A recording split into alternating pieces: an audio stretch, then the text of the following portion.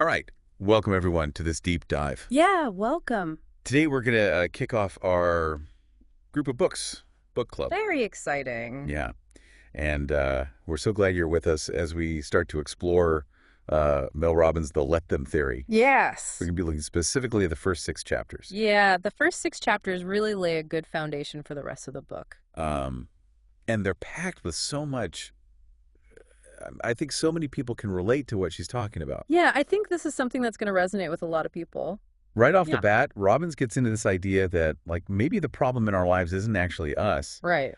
but the amount of energy we spend trying to manage what everyone else thinks and says and does Yeah. is kind of a mind-blowing concept when you think about it. It is, because we're so used to thinking that we need to fix ourselves. Yeah. If there's a problem, it must be me. Mm-hmm. So what we're going to do in this deep dive is try to pull out the core insights that she offers in these first 6 chapters, give you a good understanding of the foundation of this whole let them theory Right. and how it starts to touch on different parts of our lives. Yeah. We'll even look at some of the personal experiences that Robin shares that kind of lay her to this way of thinking. Yeah, she's got some great anecdotes in there. Yeah. So consider this your quick guide to the central ideas of let them, and we even start to see let me a little bit in these chapters. Right. So where does she begin? Well, she starts by pointing out something that I think we can all relate to, which is trying to manage other people's responses. Oh, yeah. We're so careful with our words and our actions and even our boundaries, Yeah. trying to make sure that everyone's happy or at least not upset with us, Mm-hmm. or that, we don't get judged or criticized. It's like we're constantly running these simulations in our heads. Like, Right. if I say this, then they're going to think that. Sad. And then we tailor everything that we're doing based on how we think people are going to react to us. Yeah, and it's exhausting. It really is. It is. It's exhausting. Because you're never really being yourself. You're not living authentically at all. Right. You're always trying to be what you think other people want you to be. Exactly. And so Robin's challenge here is like, what if we stopped doing that? Yeah. What if we just stopped trying to micromanage everyone else's feelings and reactions? And that's a really scary thought for a lot of people. It is scary. Because we think, oh my gosh, if I do that, then people are going to think I'm rude or they're going to be upset with me. Yeah, and chaos is going to ensue. The world's going to fall apart. Right. But her point is that actually the opposite might happen. Yeah. When you release that need to control others, you free up so much energy and power within yourself. You find like this reservoir of like personal power you didn't even know was there. Exactly. And that's where the let them theory comes in. So how does she actually define what it means to let them? It's really about making a conscious choice to step out of that cycle of reaction. Okay. And just letting go of the need to manage everyone else. It's about shifting your attention and your energy back to your own life. To your own goals, your own values. Exactly. So it sounds like let them is really about kind of like a freedom. It is. It's about freedom from the burden of trying to control other people. And it's about freedom to start living your own life Yeah. the way you want to live it. Awesome. And this all boils down to those 2 words, let them. It's so simple, but it's so powerful. It is powerful. And what does Robin say we stand to gain from adopting this mindset? Well, the benefits are huge. Oh. When you stop spending all your time and energy trying to control others, Yeah. you suddenly have all this extra bandwidth to focus on yourself, your own growth, your own goals, your own well-being. So it sounds like let them can make us more productive, more successful. It can, and it can also make you happier Okay. Yeah. because you're not constantly stressing about things that you can't control. That makes sense. And you're free to focus on the things that bring you joy. Now, to illustrate how this all works, Robbins uses a lot of personal stories. Yeah, she's a great storyteller. She is. And one of the stories that really stood out to me was the prom story with her son. Oh, yeah, that's a good one. Because I think a lot of parents can relate to that need to control, especially when it comes to their kids. Right. You want everything to be perfect. You have this vision, this picture in your mind of how it should all go. Exactly. So what was it about that specific story that resonated with you? Well, I think it's so relatable. Yeah. She's talking about her son's prom, and she's got all these ideas Right. about the corsage, the pictures, all that stuff. Yeah. And she's getting all stressed out about it because Yeah. she wants it to be perfect. It has to be just so. Yeah, and then her daughter, Kendall, who's older, says to her, "Mom, let them." Oh, I love that. Yeah, it's such a great line. It is, and it's so simple. And it's like this light bulb moment for Robin. Yeah, she She realizes realizes, oh, this isn't my prom. This is my son's prom. it's his experience. He needs to have his own experience, even if it's not exactly what I had in mind. Right. And I think that's such an important lesson for all of us. It is. It's about letting go of our own expectations. Yeah. And allowing others to have their own experiences, even if they're different from what we would choose for them. Exactly. Robbins makes it very clear, though, that this need to control isn't something that we should be ashamed of. Right. It's not a character flaw. It's actually a natural human instinct. Yeah, it's hardwired into us. She even talks about how she consulted with experts in psychology and neuroscience for the book. Yeah, she wanted to make sure she had the science to back it up. And they all agreed that this need to control is a fundamental part of what makes us human. Right. It's about survival, really. Yeah, if you think about it, if our ancestors hadn't had that need to control their environment, Yeah. they wouldn't have survived. They wouldn't have been able to find food or shelter or protect themselves from danger.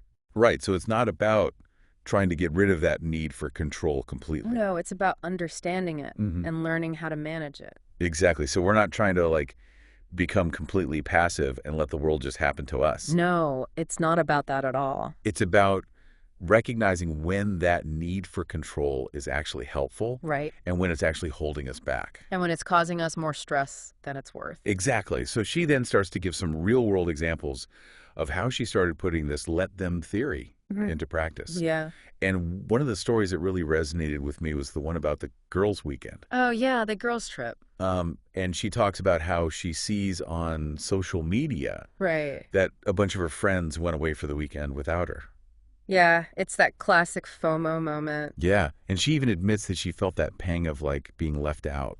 Right. It's a natural reaction. It is natural. And I think a lot of people in this day and age, especially with social media, can relate to that. Right. Yeah, you see everyone else having fun and you think, why wasn't I invited? Yeah, and it's so easy to get caught up in that. It is, and it's so easy to start overthinking things. Like, what did I do wrong? Right, or maybe they don't like me anymore.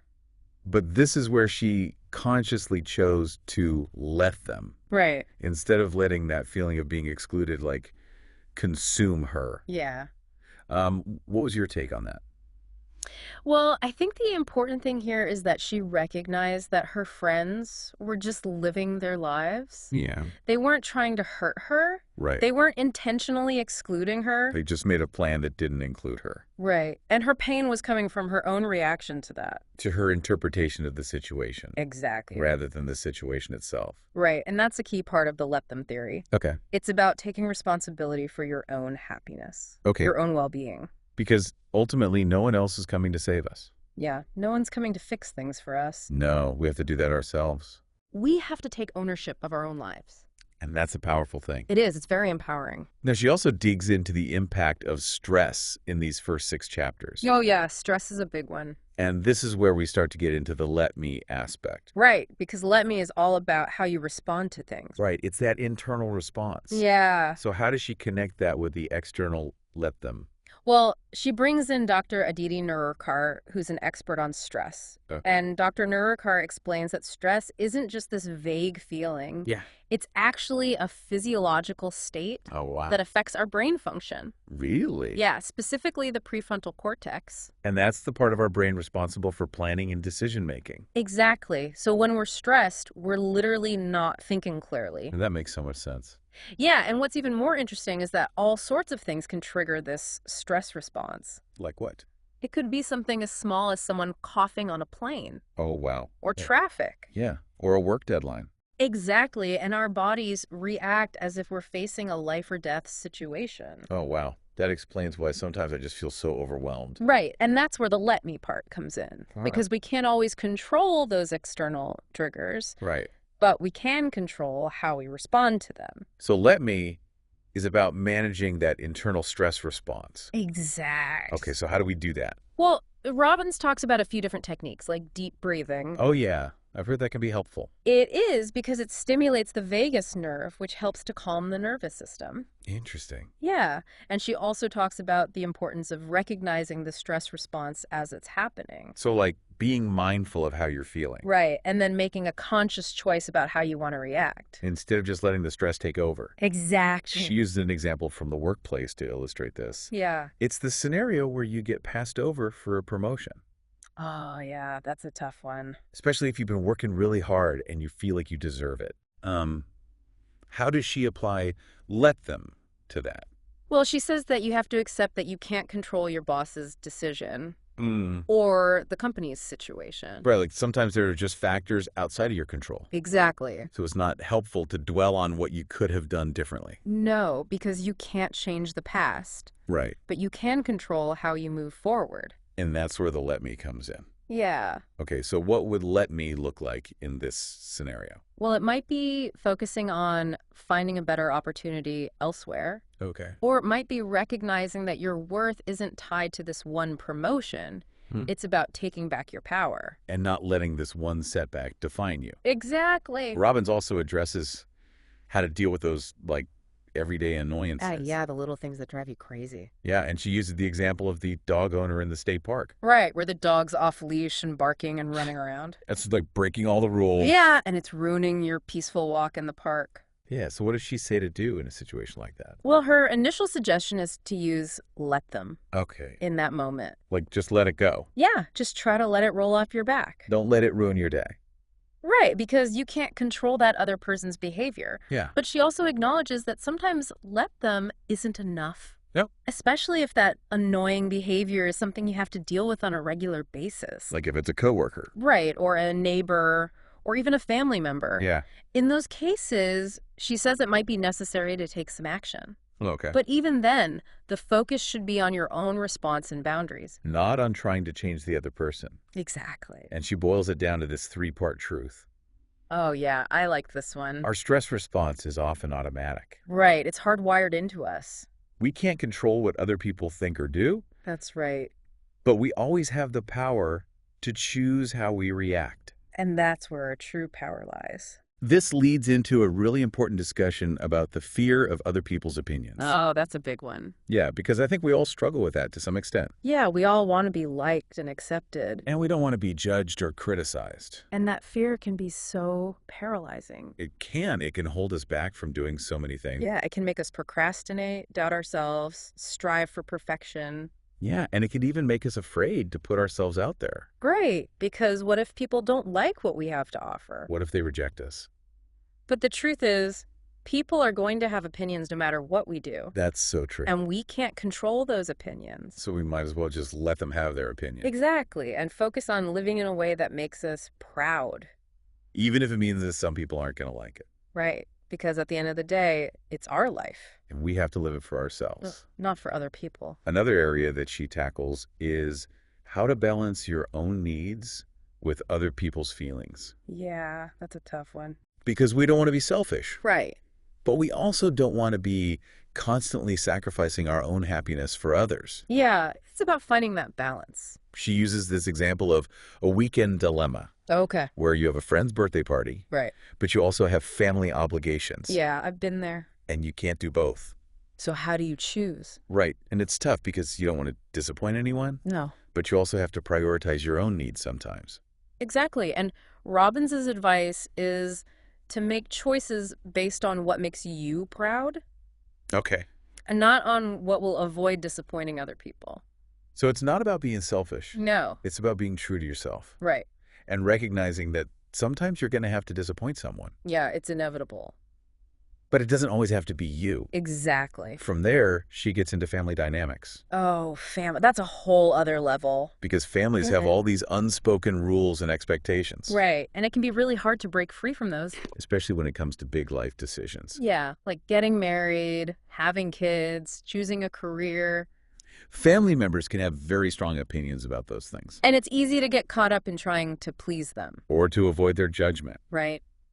So how does the let them theory apply to family? Well, Robbins says that it's still important to let them have their opinions. Okay. But it's also important to assert your right to live your own life. Make your own choices. Exactly. Even if those choices aren't what your family would choose for you. Right. And this is where she brings in Lisa Beaulieu's concept of frame of reference. Oh, yeah, that's a good one. Can you explain that a little bit? Sure. So, frame of reference is basically about trying to understand where other people are coming from. Okay. Like, what are their past experiences, their beliefs, their values, Hmm. and how are those things shaping their perspective? So it's not about agreeing with them. No, It's about understanding them. exactly. Robbins gives a really powerful example of this. Oh, yeah, with her mother. Yeah, her mother was initially very disapproving of her marriage. Right, because it didn't fit with her own frame of reference. Yeah, and once Robbins understood that, Yeah. it made it a lot easier to navigate that situation. It didn't necessarily change her mother's mind, Right. but it allowed Robbins to have more empathy for her. And to maintain a relationship with her. Exactly. It's like recognizing that everyone is doing the best they can Yeah, with the information and experiences they have. and that even our loved ones have limitations. Yeah. And that's okay. It's about accepting people where they are. Right. Then she moves on to dealing with emotional reactions in others, Oh, this is a good one. which she calls grown-up tantrums.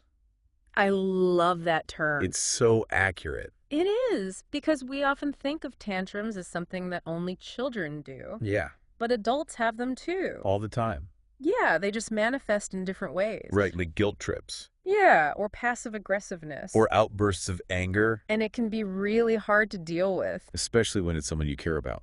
because you don't want to upset them. Right, you want to make them feel better. But Robin says that it's not our responsibility to manage other people's emotions. That's a hard one.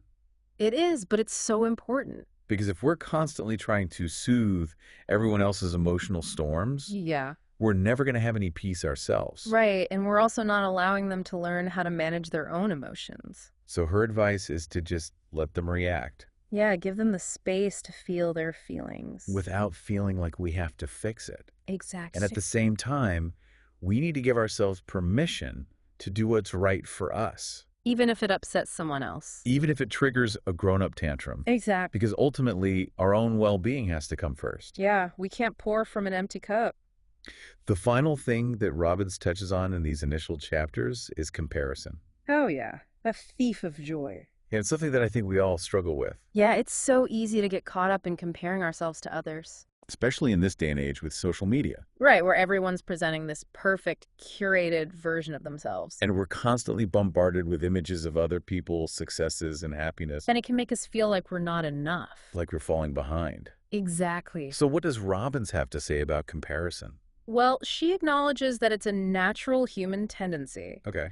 but she cautions against getting fixated on what we perceive as fixed aspects of other people's lives. Okay, like their looks, their wealth, their achievements. But yeah, because those things don't tell the whole story. Right, we're only seeing a snapshot Yeah, and it's a snapshot that's often carefully curated. to present the best possible image. Right, so it's not a fair comparison. No, it's like comparing our behind the scenes to their highlight reel. Exactly, and that's a recipe for feeling inadequate. And Robbins says that instead of seeing comparison as a negative, Yeah. we can actually flip it and use it as a source of information.